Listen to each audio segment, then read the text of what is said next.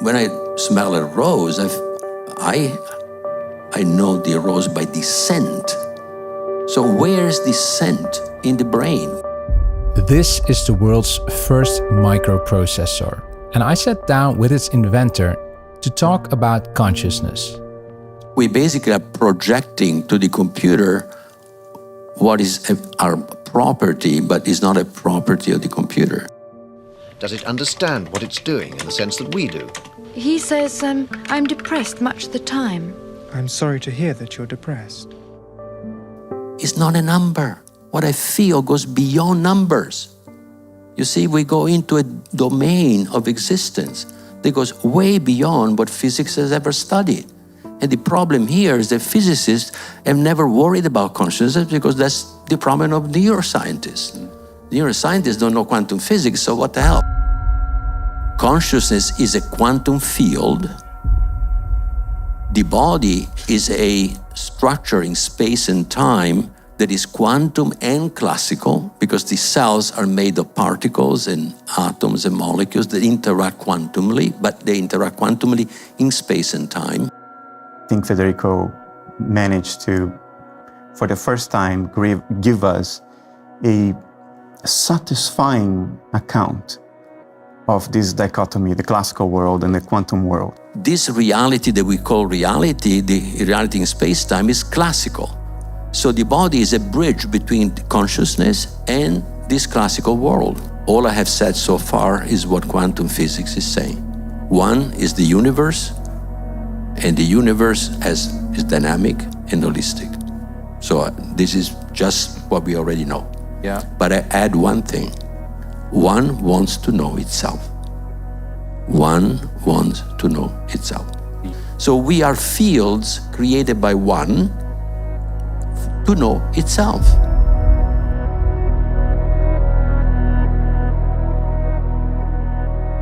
Thank you very much for watching our channel. We have a book published by the Essentia Foundation called Irreducible: Consciousness, Life, Computers and Human Nature, written by Federico Faggin, sitting here at our table. You are the inventor of the MOS silicon gate technology, the first microprocessor, the touchpad, the touchscreen technology, and neural nets. And you now have written a book about the fundamental nature of consciousness. Very welcome, Federico. It's very nice to have you here. You've spent a week with us in the Netherlands. We've been touring our country with this book, and that content will be shared with you on YouTube. Did you enjoy your week here in the Netherlands? Very much, even if you guys make me work very hard. We did, right? We did. Yeah, because we did multiple presentations at universities, a town hall meeting with high school students, everything to promote this book. And that you were up for it with such energy tells me how fired up you are about the message that this book brings. So if I'd ask you, what is the most important message you want to convey to the audience? That we're not machines, that we are living human beings that have consciousness and free will, which are properties that exist in a reality that is deeper than the space and time reality where our bodies exist. And that capacity to know ourselves resides in that field. The capacity to direct our experience resides in that field.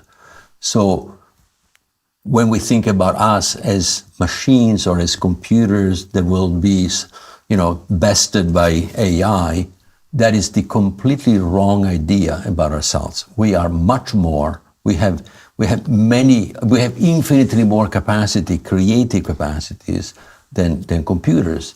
Computers with or without AI. Yeah, thank you. This is a very thorough investigation in the nature of consciousness. And just to quote Bernardo Kastrup, the director of our foundation, sitting here, and then Bernardo, I'll give you the opportunity to say why you think this is an important book. You say at the beginning, Federico Faggin is probably the most well-rounded idealist alive. He embodies the near-perfect combination of hard-nosed, scientifically informed thought with direct introspective insights into the primacy of consciousness. This book is a true philosophical treasure and in some ways a culmination of Western thought, an absolute must-read. And I know when you say stuff like this, you very often mean it from the heart. So. I don't say stuff like this. Very, very rare exceptions. I think Federico managed to, for the first time, give us a satisfying account of this dichotomy, the classical world and the quantum world, why that is happening, what does that represent, how the two can be brought together. I think it's the first account that, quite frankly, makes good sense, that gives us that satisfaction that, oh yeah, now I understand why things are weird like this or not. And the essence of it is that what we call quantum states or states of a superposition, or what the wave function describes, they are descriptions of interiority. They are descriptions of experiential states, inner experiential states. That's what they are describing. And the classical world is how that inner experiential state presents itself to external observation. In other words, presents itself to outside measurement. And because information is lost in that transition, what you know from inside and what others can pick out from the outside, it is that obvious transition, that obvious loss of information that leads to the classical world. So the idea that classical physicality, in other words, matter all around us, the contents of perception, the idea that they are symbols of inner experiential states, which are themselves best described as quantum states. It's very satisfying. It brings a form of closure that I find very satisfying. Yeah, I can understand that from your philosophy, because it also helped me to really understand things this week. We talked about a lot of metaphors to understand this.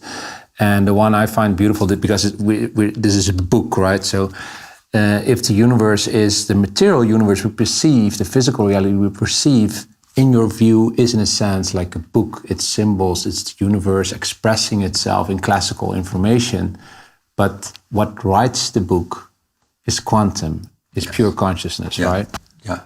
And it is written because the semantics, the meaning of living organism is what drives the symbolic expression. In other words, symbols come from meaning, not the other way around. Yeah, very clear point. And it sounds almost too good to be true, Bernardo. Can we solve the measurement problem in quantum mechanics and the hard problem in consciousness so easily by just flipping our thought? Because that's what's sort of stuck me when reading this book, that if you take this plausible view very serious, both of them in a sense are solved, or not so deeply mysterious anymore. Yeah, I think this offers us a very promising, compelling avenue to think about the measurement problem. It's a different way to think about it that I think eventually can lead us to a solution to the measurement problem. Of course, the measurement problem has so many nuances, that have been informed by experiment. And to really solve it, to really make sense, what is the coherence in this framework? Why do things measure up the way they do? That's a long-term goal. But this definitely opens up and offers to us a coherent, self-consistent avenue in terms of which to think about the measurement problem that may get us past certain walls. Yeah. That it's a more promising, much more promising way to think about it. Yeah, because you'd say a free will decision of consciousness that creates a symbol is the collapse, is sort of essentially the collapse of the wave function doesn't exist. We have to introduce it to explain why you can go from quantum to classical. But in this other context, it is simply a decision of free will of the fields to communicate whatever symbols appears in space and time, you see.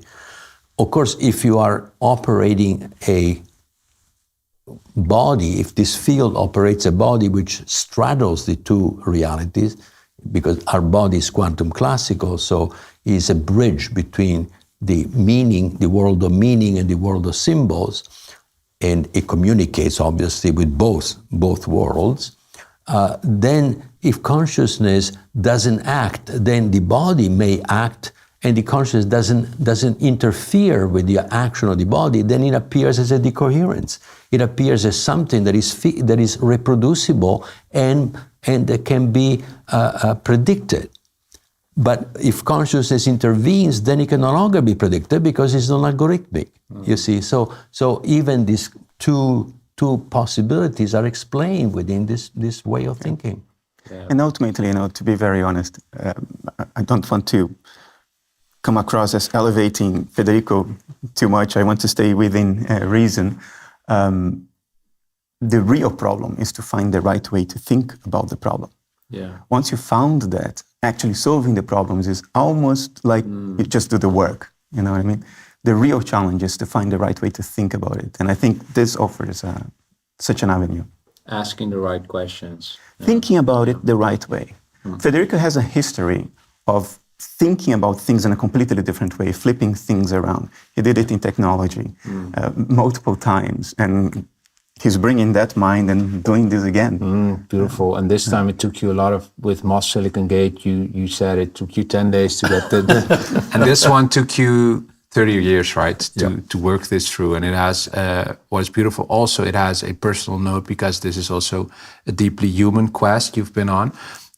What I'd like to share with the audience is the sort of the order of the subtitle, which sort of summarizes very well your vision in a certain sense. Consciousness being fundamental, leading to life, an expression of consciousness. And then we are now in the era of computation, which points us back to our true nature, which is not computable, and coming from the inventor of our this human nature technology.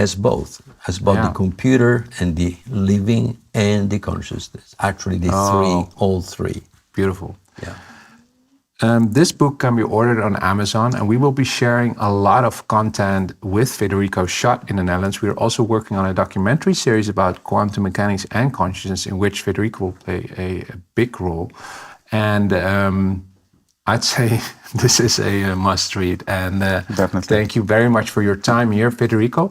And to end this video, because also Federico has been an earlier hero before you were just an idealist, so to speak, Bernardo, but when you were just building computers, he was already a hero, and now for the second time with this book. So may I ask you, Federico, to this first copy, sign it for Bernardo. With much pleasure, Bernardo.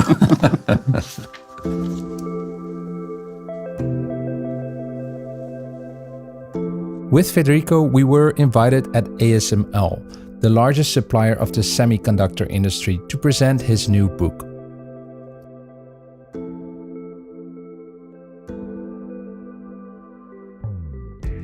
Welcome, my name is Hans Vastra, and it's an honor to be standing here. I work for the Essentia Foundation, a foundation that's dedicated to sharing scientific work relevant to analytic idealism, metaphysics, and today we have a hero of the digital age in an arena, I think, that now plays as the center stage.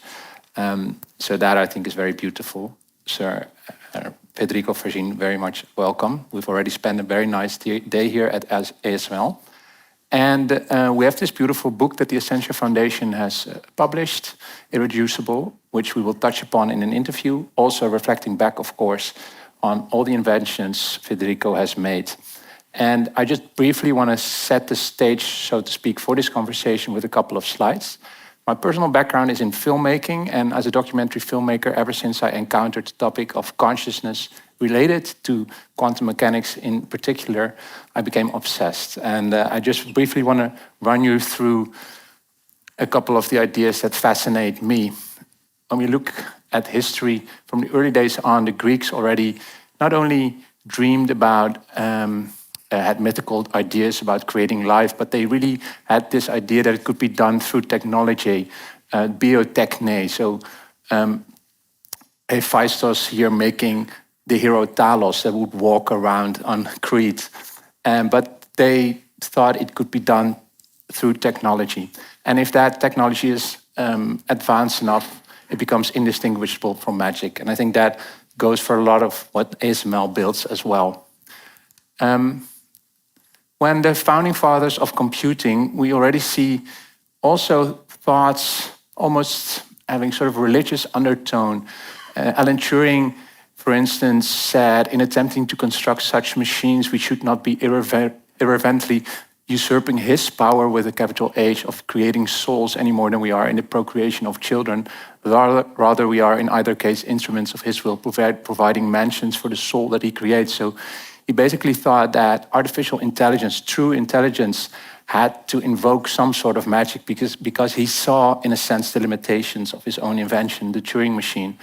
And John von Neumann also knew that what they were building would really change the world. I'm thinking about something much more important than the bombs. I'm thinking about computers, building the maniac. And if you now ask artificial intelligence itself what it thinks, the answer is something that I find funny. Yes, of course, the brain produces the mind, because the mind-body problem is at heart what we're talking about here when we think about the possibility of conscious AI. And in philosophy, this is called the heart problem that really became known through the work of David Chalmers. How does the water of the brain turn into the wine of consciousness? And he says materialism is a beautiful and compelling worldview, but to account for consciousness, we have to go beyond the resources it provides. This touches upon a deeper problem in quantum mechanics, of course, the measurement problem. And if we want to have a realistic outlook on life, if there is an objective reality independent of our minds, we get quotes like these from Einstein, who deeply struggled with the implications of quantum mechanics, of course. I like to think the moon is there even if I'm not looking at it, because some of the founding fathers of the theory thought that it could imply that the moon wasn't there in a sense on the, of course, particle scale. We have Max Planck saying, I regard consciousness as fundamental, I regard matter as derivative from consciousness. We cannot get behind consciousness. So these are the founding fathers of quantum mechanics, sort of deeply pondering about the questions the theory posed. And I really like this one by John Wheeler, also an inspiration for Federico Faggin. The universe does not exist out there, independent of us. We are inescapably involved in bringing about that which appears to be happening. We are not only observers, we are participators. In some strange sense, this is a participatory universe. Physics is no longer satisfied with the insights only into particles, fields of force, into geometry, or even time and space. Today, we demand of physics some understanding of existence itself. And in my own journey in investigating all of this, I had the honor of interviewing Sir Roger Penrose, who, of course, is one of the first physicists to explicitly link the deep problem of consciousness, understanding consciousness, with quantum mechanics. And I interviewed him about a chess position he had done. I won't go into the details of it. It basically comes down that he tried to trigger a halting problem in the chess AIs of the day. We also had a question coming in from one of you, so we will touch upon that. And to me, it was a very concrete example of where the human mind still at that time, this is already 7 years ago, could easily defeat sort of the strongest computers at that time. And this also, I think, has been an inspiration to you as well, Federico, the work of Penrose. That brings me to your book, Irreducible: Consciousness, Life, Computers, and Human Nature. And please welcome to the stage the inventor of the Silicon Gate technology, the first microprocessor, the touchpad technology, touchscreen technology, and neural nets, Federico Faggin.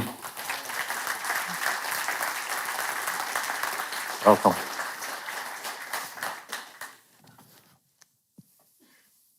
Is the mic working? Yes. Federico, what's your impression of ASML? We had a nice day here, a tour in the Experience Center. I need a vacation. Too much. I mean, there was so much that goes into what are your machines that is, it's beyond me see what you have done. I mean, it's amazing. It's amazing. Of course, I stopped being in the semiconductor industry in 81. So I follow other avenues after that. And the machines that we had then would be, well, it would be like my first microprocessor compared to, an M3 of Apple or something, one of the today's microprocessors. Mine had 2,300 transistors.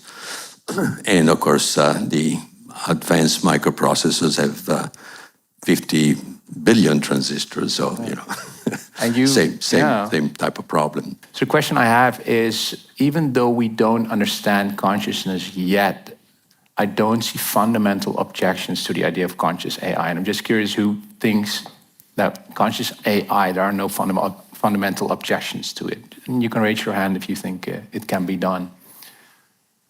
Okay, I'd say lift it higher so that I can get a sense of it. How much is so it, Federico? All those 50? people with the hand up think that we can make conscious AI with digital computers, okay? Okay, it's about 15 to 20%, I'd say. Yeah. Okay, nice. See if we can get the number. You want it up or down? Actually, I was expecting a little higher, but it's good. It means that there are more, Okay. there are more The work's already intelligent done. people here than I thought. Okay. Okay, let's move on to, of course, the real topic of your new book, Irreducible Consciousness. You already told us about synaptics. That got you into neural networking, and it got you into the problem of consciousness. Can you point to the moment that you yourself hit the wall in the sense that you realized, wait a minute, computers cannot be conscious, because that's what you argue. Yeah. What was that moment? Yeah. Well, basically, it was synaptics. I was early on was studying biology and neuroscience because I wanted to do neural networks and I wanted to understand how the brain does the learning and so on. Of course, there were already models, artificial neural networks, but I wanted to go deeper and see if we could do better. And at one point, I remember it was a flash of insight. I said, well, wait a second, this description of how we, for example, recognize the smell of a flower. They talk about, the molecules emitted by the flower. They go into the nasal epithelium, and there are cells there that recognize the shape of the molecules, and they generate electrical signals. They go to the neural networks of the brain. And the brain can find correlations with that, and they can decide that is a rose or a primula or what have you. So. But when I smell a rose, I know the rose by the scent. So where's the scent in the brain? Where, sure, there are electrical signals in the brain, but what about the scent of the rose? Is that an electrical signal? It cannot be. It must be correlated with that, but it cannot be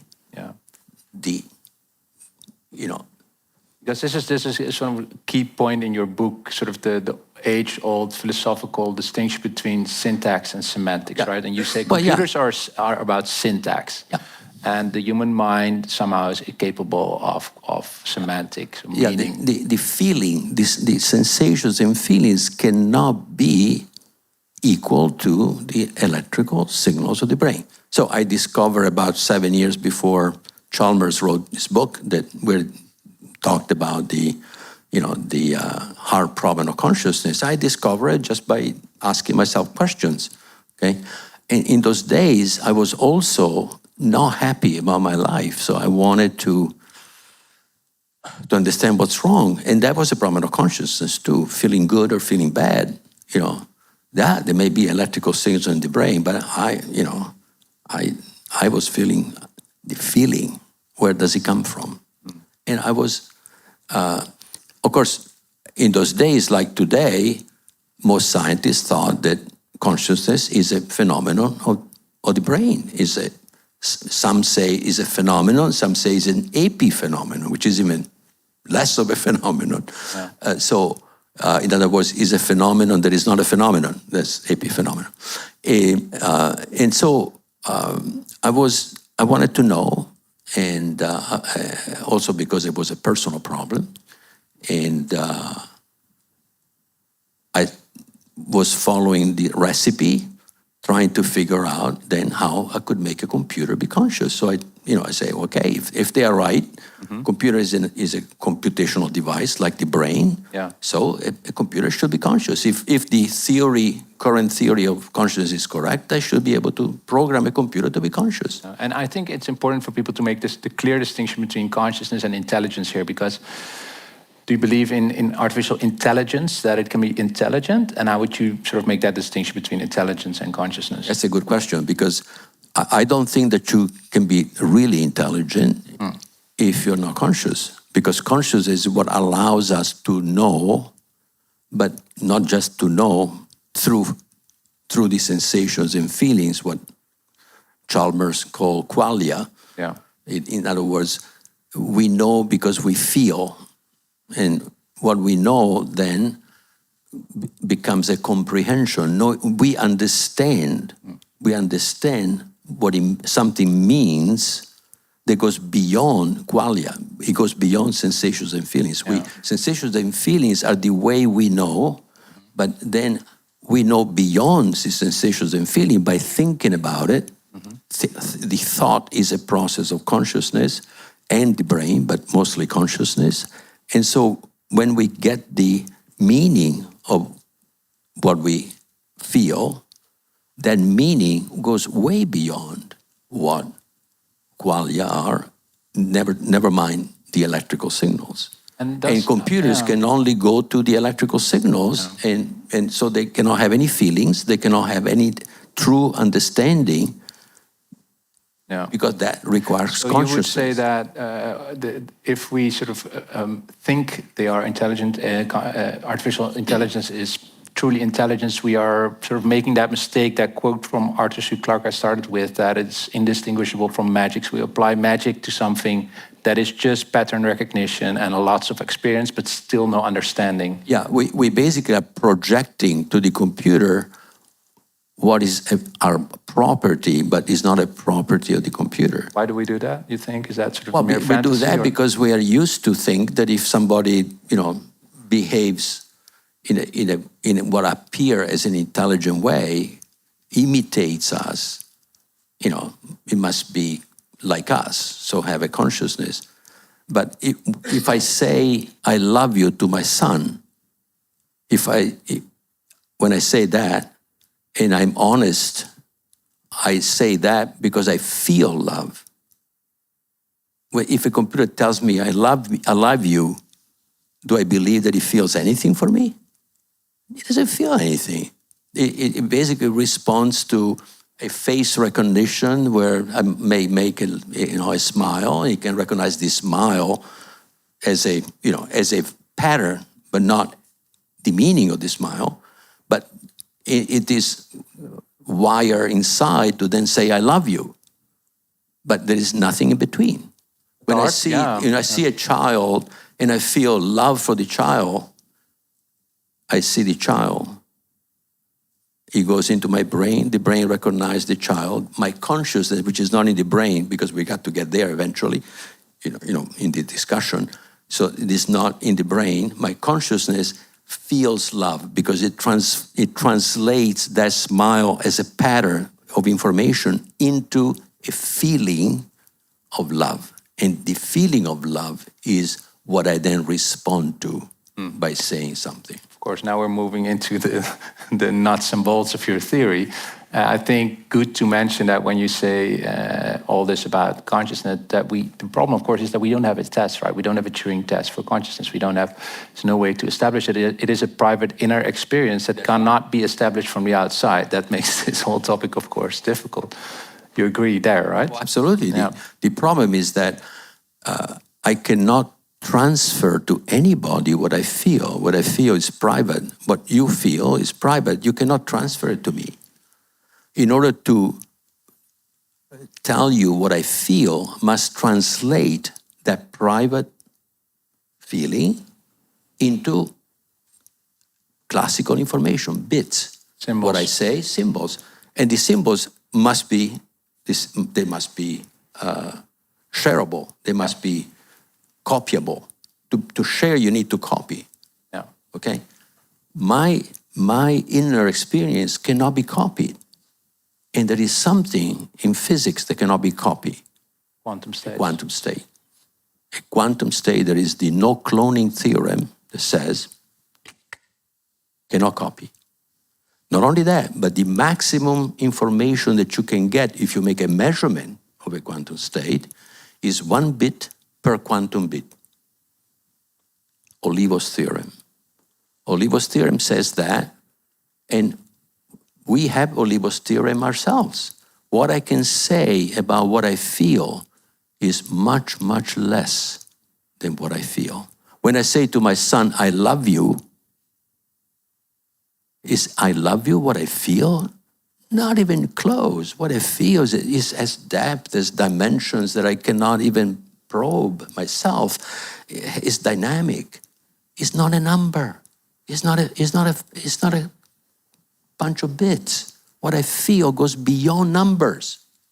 You see, we go into a domain of existence that goes way beyond what physics has ever studied.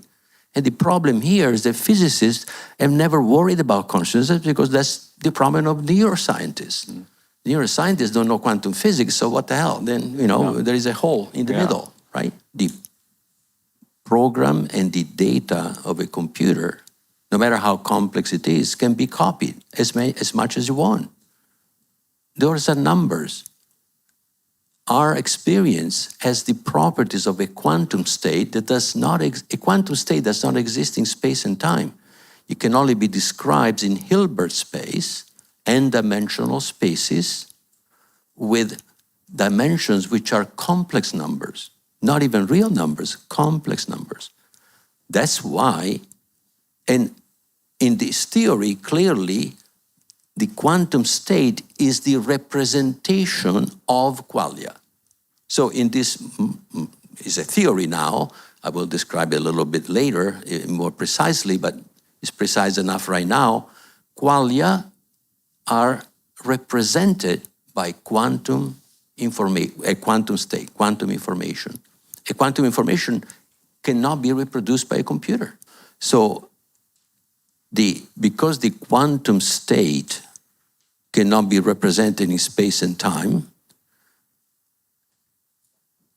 it is a property of a field,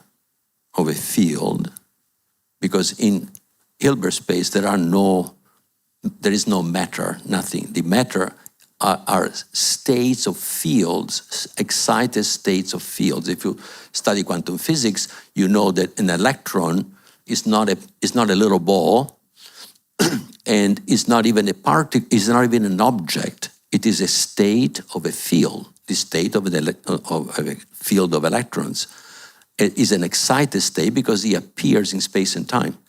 But the quantum fields can only be described, and its state can only be described in Hilbert space, which is a deeper reality, if you believe that to be reality, or it is a mathematical abstractions.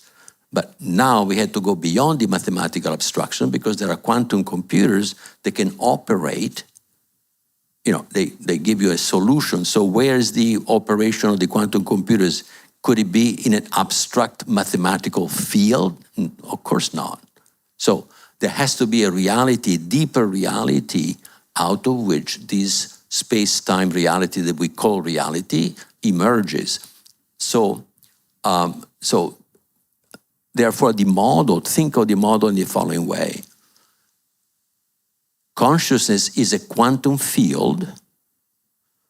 The body is a structure in space and time that is quantum and classical, because the cells are made of particles and atoms and molecules that interact quantumly, but they interact quantumly in space and time, and also in Hilbert space. It can exist in both areas, in both fields, and this reality that we call reality, the reality in space-time, is classical. So the body is a bridge between consciousness and this classical world. And the consciousness is the one that controls the body, just like we control a drone. We control a drone, the drone gives us information from where it is, and it's semi-autonomous, like our body is, and we can control the drone by the body. So now, the body, if we go into us, then the one that controls the drone is our conscious field. That's who we are, really. And the body is a drone.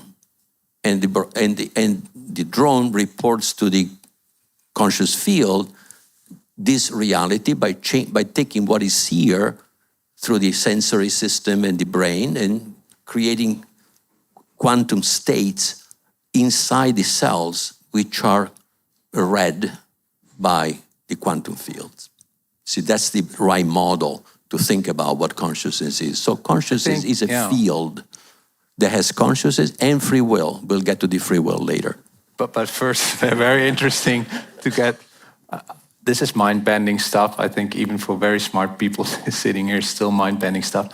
What helped me in trying to understand it is, of course, the famous movie The Matrix, but then, of course, simulation would not be done by computers, but it would be consciousness itself, right? It's the quantum fields. Matrix is classical, so that is... Yeah, of course, but the metaphor is of living in a dashboard reality in space-time, done by computers, but if we would put off the headset, it would be like pure consciousness. So you are also claiming outlandish stuff, according to some people, that consciousness is not your body. Consciousness... Absolutely, yeah. Okay. So, that's a good news, actually, if you believe me, because if you believe to be a body, then when the body dies, goodbye, guys, there is nothing left of you.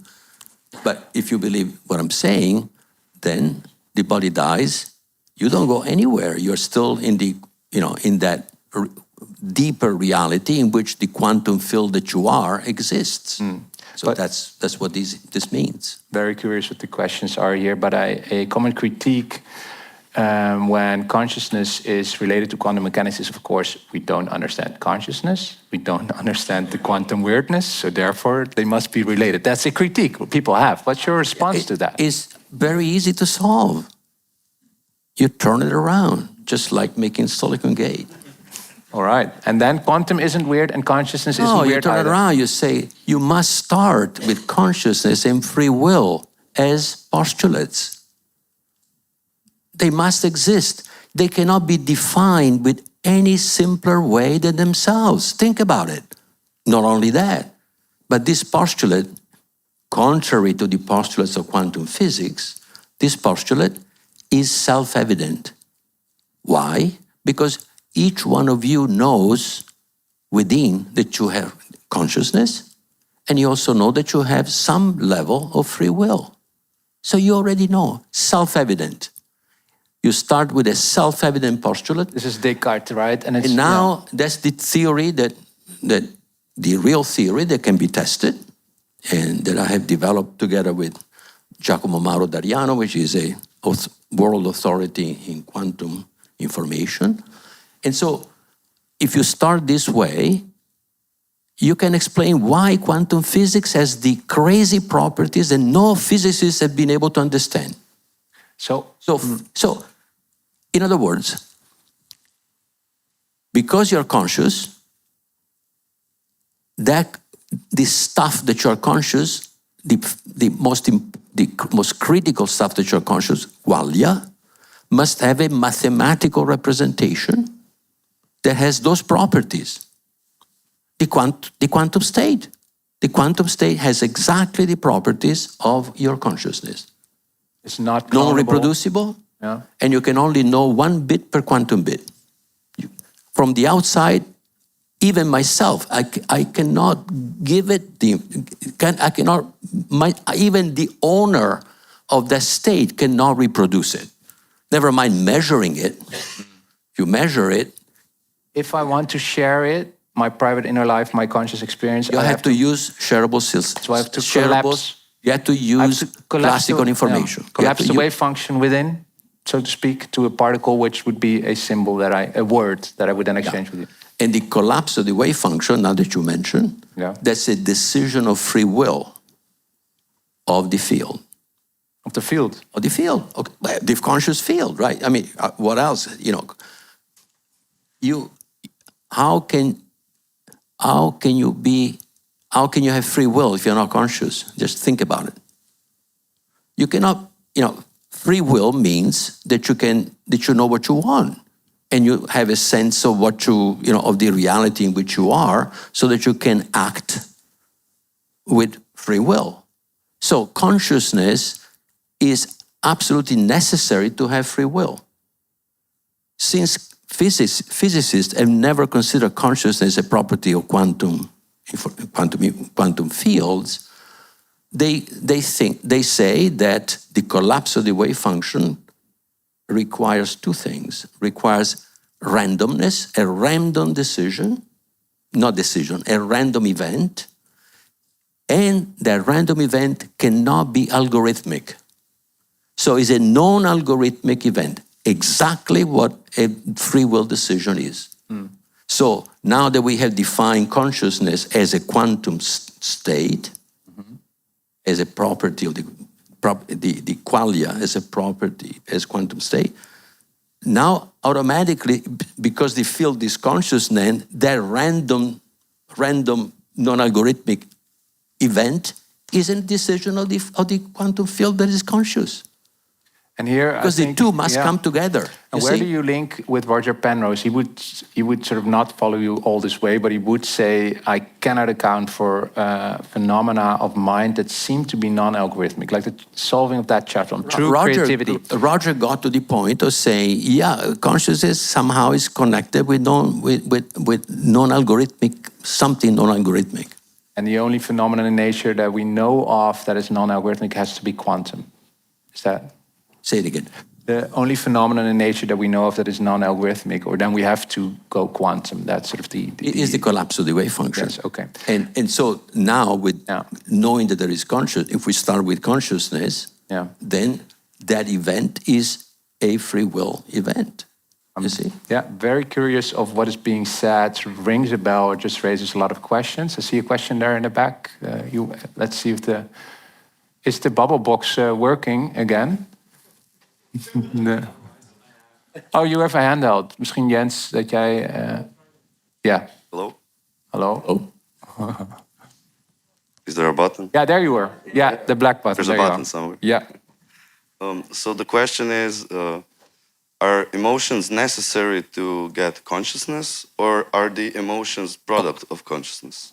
No, the emotions are states that you're conscious of. So that, if you have consciousness, then you can have emotions. But if you're not conscious, you cannot have emotions. Emotions are really qualia. So a computer does not have any emotion because it cannot have any qualia. Qualia are quantum states. They don't exist in space and time. They are not bits. They are not numbers. Thank you. Yeah, go ahead. I had a question. It sounds really stupid when I even think about it, but I'll just ask it. What about a person who is brain dead? Yeah? What happened to so what happens to the physical and the consciousness if you say they are connected, but not really, the bridge, the body is the bridge. Yeah. So it's fine. It's a good question. So there are hundreds of thousands of people that have an experience when their brain is dead for a while. For example, cardiac arrest. After cardiac arrest, 20, 30 seconds later, the brain there's no electrical activity anymore. These people come to the hospital, they are operated, and they are resuscitated, so to speak, because they were clinically dead when they arrive. And they report, many of them report having had an extraordinary experience of consciousness.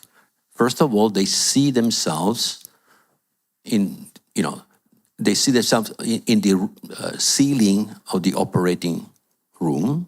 They see their body being operated, and they report what they saw, which was exactly what happened. Then they move into another area, another space, where they meet people that were dead, parents, perhaps friends. They have a great feeling of love, joy, peace. They feel at home. Then they are told that they have to go back because they haven't finished what they were on earth to do. And they wake up in the post-operating room. As I said, hundreds of thousands of people have this experience. How is it possible that they can have such an experience which later reveals itself as transformative? At least 90% of the time of the cases are transformative. The person is transformed by that experience because that experience reveals a deep aspect of selves that those people didn't know existed, and they are transformed. So how is that possible if consciousness is a property of the brain? Those should not be possible. Science right now prefers to ignore scientists because science with the capital S does not. And besides, science with the capital S is not even a person. But scientists now ignore that stuff. They don't want to talk about it because for all kinds of reasons. But those events happen. I have been transformed myself by a similar experience, not a near-death experience, but one that said that I was both the observer and the observed. My consciousness was not only in my body, but it was also in what I was observing. And what I was observing was a field of white scintillating light. There was a love, joy, and peace that I never felt in my life before. I could not have imagined this experience without having one. So how is that possible? And that's why I study consciousness. This happened in 1990 when I was unhappy about myself and I wanted to understand what consciousness is. Well, someone answered that question and gave me that experience. And that experience changed my idea of what I was, because before I was like everybody else that studied physics or science. I thought I was a machine. I thought that I was a body. But I wanted to understand. And I actually put 2 or 3 years of work, not maybe only 10% of my time, trying to understand how to make a computer conscious. So I was not just accepting what the scientists were saying, but saying, well, if they are right, let me prove it. Exactly. And I couldn't even come close to understanding how can I take electrical signals and make qualia out of electrical signals. It was impossible. And nobody, of course, has done it since. So. And what I like about your book or theory is that you are honest about the fact that, of course, in a sense, it's speculative, but we need to, if we want to progress this hard problem, because we've been pondering it for how many years? I mean, the interpretation of quantum mechanics, it's like a... Actually, Thanks. It's a glass of water if you'd like. Thank this. you. Yeah. Perfect. Thank you. Our ancestors knew better, because only in the last 200 years have we abandoned the idea that there is something that survives death, or the death of the body. Okay? Yeah. Only the last 200 years. Yeah. Science has grown to the point where they think they know everything, and they have forgotten that they might not know something about what they cannot test. Yeah. But in fact, just the no cloning theorem is about 30 years old. Everybody thought that you can test everything. The physicists saw that now they cannot reproduce in the laboratory a quantum state. So stop telling me that something is real only if you can reproduce it in the lab and make a measurement. Yeah. They discovered that is impossible. Yeah. So why, so there is more to, what is it, this famous forget it. So, yeah, it's Try to uncertain- remember a quote. but- Yeah, I agree. And Federico, what I find nice about your book, that just dawned on me today, is that in the order of the subtitle of your book, it says consciousness, life, computers, human nature. And I was wondering, hey, what's the order there? So we have life, then we have computers emerging as a evolution, That's right. and they are pointing us now to who we truly are. Is that what you're trying to communicate? That's correct, yeah. And what already since the Vedas, which are the first written account of human nature at the deep level, at least 3,500 years ago, 3,500 about that years time. ago, they knew that consciousness was fundamental. They also knew that consciousness was a property of one, the totality of what exists. And is exactly now is the essence, the starting point of the theory of consciousness that I quickly explained earlier. Yeah. So essentially one, the totality of what exists in this new theory is dynamic, means is never the same instant after instant, is holistic. It simply means it is not made of separable parts. Everything is connected within one. All I have said so far is what quantum physics is saying. One is the universe, and the universe is dynamic and holistic. So this is just what we already know. Yeah. But I add one thing. One wants to know itself. One wants to know itself. The universe wants to know itself. Yeah. And that adds the interiority to nature that science has eliminated by fiat. They have said there is no interiority. Consciousness is an epiphenomenon of the brain, eliminated from life, from everything. What is the most precious thing that we have? Our humanity, our capacity to understand, to comprehend, to have meaning. The meaning of life is completely thrown out the door by starting on the wrong foot. That's all. So let's start with the right foot, where we start already with the idea that the universe wants to do exactly what we want to do, which is to know ourselves. Now think about it. The deepest urge that you feel is to know yourself. When when you're done kidding and you really have 40 or 50 years, and you start thinking about what is my life, what have I done, etc., etc. When you are young, it's too early, but eventually you get there, and then you ask yourself, what is it that I want? You want to know who you are. What am I here for? What is life for? What is the universe? Those questions man always has to ask himself. So, yeah.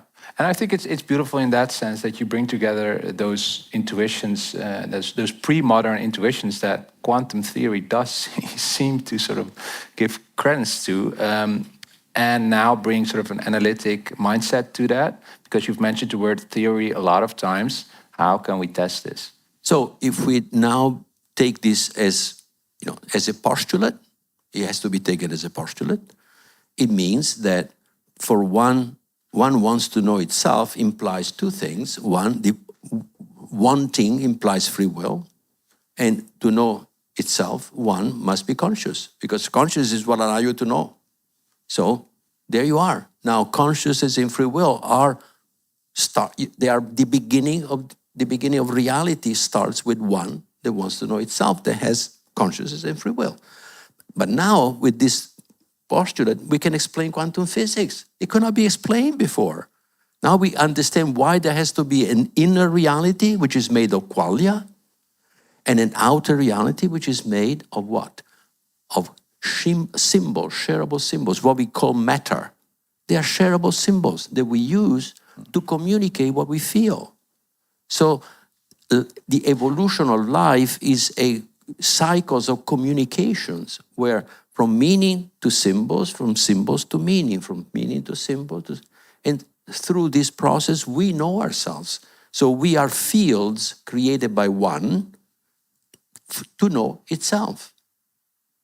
And when you start there, then you have continuity from the beginning. You haven't thrown away the reason for you. How can your theory lead to breakthrough technologies?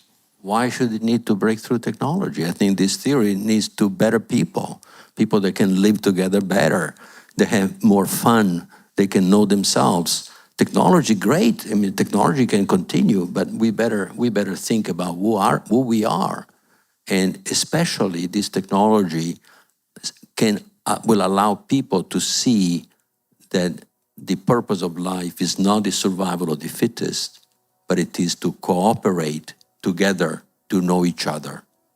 And that is what we have ahead of us. If we want to have a better planet, we better learn how to cooperate instead of competing. Thank you so much. Yeah.